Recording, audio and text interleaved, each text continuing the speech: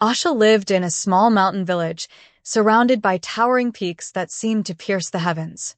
As a child, she often gazed at the highest summit, dreaming of what it would feel like to stand at the top. Yet, as she grew older, her dreams faded under the weight of daily struggles and the whispers of villagers who said, "The mountain is too high, too dangerous. It's not meant for people like us."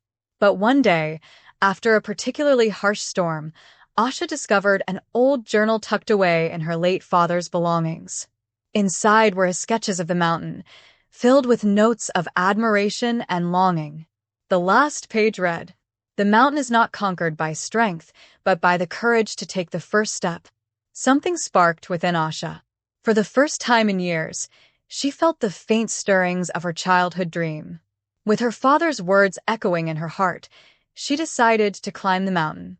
Her journey was far from easy.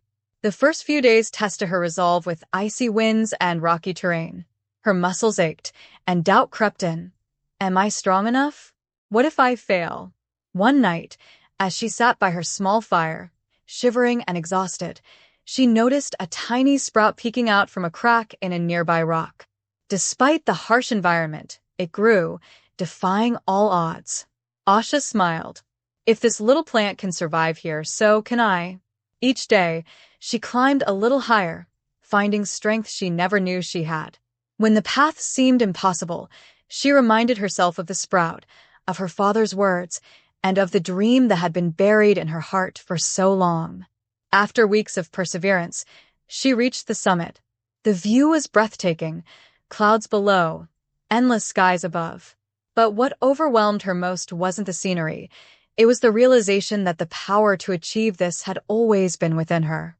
As she stood there, arms outstretched to the sky, she whispered, "The mountain didn't defeat me because I stopped listening to the doubts of others. I stopped doubting myself." Asha returned to her village, forever changed. She didn't just climb the mountain. She inspired others to discover their own inner strength.